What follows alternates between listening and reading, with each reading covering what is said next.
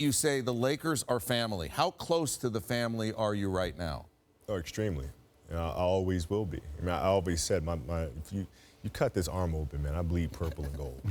That's never going to change. Okay, how close are you to the newest member of the Laker family? Well, he's part of the Laker family. Right. So when he first came on board, I said, listen, is there anything you need? You are now family now. You're part of this tradition. So if there's anything you need, just let me know. Has he needed anything? No, I think he's fine. All right. You write in the book about LeBron James, the main thing the two of you discussed is what constitutes a killer mentality. What was your message to him? Well, the message is always to go out there and dominate. Right? There's no let up. And once the game starts and once the practice begins, you're in that mode. Everything's a game 7. When you approach every practice and every game with that kind of mentality, it bleeds into the rest of the guys. And then the rest of the unit has that same approach and that same intensity, but it starts at the top.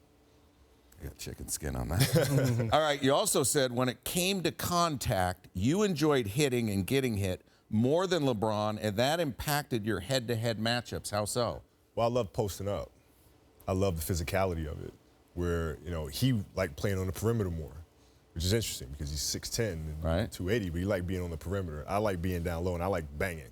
So when I get down to the post and I would post him up, I'd love to put my shoulder into his chest. I love to feel it, spin off of him and kind of work that way.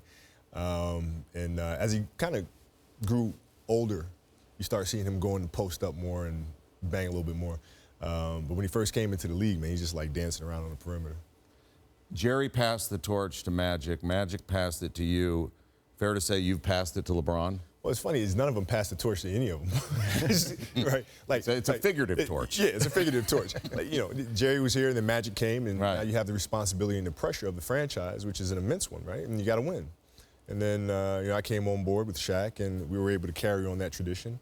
And then with Powell, and now it's Bron and Kuz and then, Lonzo and these guys, and it's their turn to do the same thing, and Ingram.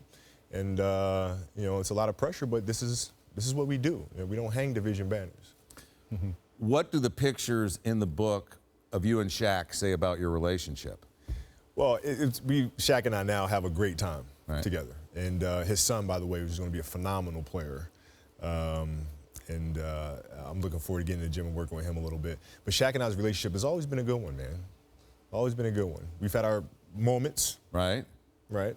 But through that friction, we managed to win 3 championships in a row. You speak to that friction a little bit, but say it was never about us. The media made it about us. What did you mean? Well, I mean, when you're playing in a market like Los Angeles, everything becomes magnified, right? And so it's never really the issue between two people because those things can be solved with a conversation.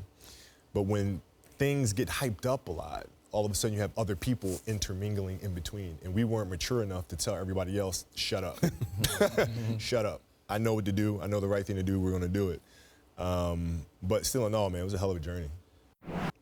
You bring up players, and you talk specifically about them. I'm going to start with Michael Jordan. You said a teaching moment. What did he teach you? He taught me a lot of stuff. He was, a great teacher and mentor for me.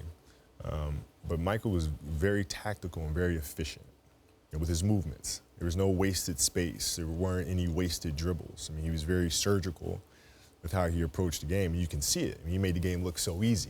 This is very difficult to do. You say KG never jawed at you. Never. Never. You've got to be the only guy.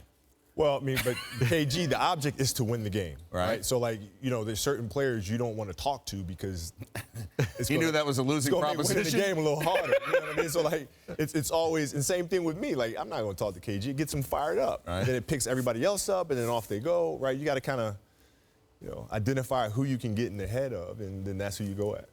Ruben Patterson made the mistake of talking that he might be the Kobe stopper. How did that work out for him? Well, I thought that was just a good business decision for him. You know what I mean? I even called Rube. I said, Rube, if you needed me to come out and say Ruben Patterson plays the best defense on me than anybody else in the league, I would have said that for you. I would have helped you get a new contract. But just let me know. Right. So instead, he got... Well, instead, yeah, I had to torch him. But if you would have, at least let me know, then I could have helped you out. Right. Yeah. You say Vince Carter brought out the best in you. How so? Well, I was always really competitive with Vince. Vince was a year ahead of me in high school. He's still playing, by the way. Which is unbelievable. I mean, I saw him windmill the other day, which just goes to his insane athletic ability. Yeah. And we played on the same AAU team in high school. We played a tournament together, and I remember how the height that this guy can elevate off the ground was just unbelievable. But he was the #1 shooting guard in that class, and I was coming up behind him. And everybody, Vince. I said, okay, I want to see what this is about, sort of thing. We never got a chance to go head to head. And then when he came to the NBA, that was a great opportunity to do that. Young Kevin Durant, no problem, you said. None. None. That's changed. How was it no problem, and how is it a problem now? Well, he came back one season, and it became the toughest matchup that I've had to deal with in my entire career outside of Tracy McGrady. So what changed? Well, when he first came in the league, you should kind of shoot across from his face. Right, so if I'm able to push him right and cut off his driving angles, then I give myself a great chance of stopping him, because it's hard to pull up and shoot going right when you're shooting it from across the side of your face. And then when he came back, all of a sudden that shot moved more to the top of his head. Now he was going right, stopping and popping. Then he could post up, he could turn left shoulder, he could turn right shoulder, and then it became a serious problem. You just mentioned Tracy McGrady. Yeah. He works for us. Magic, you say. How? I mean, you couldn't say enough good things about him. This dude was unbelievable, man. How so? Unbelievable. Because he could do everything. I mean, I think I told him one time, I said, bro, you could do everything I could do on the court, but you were 6'10". Literally everything. I mean, he had no weaknesses, offensively or defensively. And he was a nightmare to guard.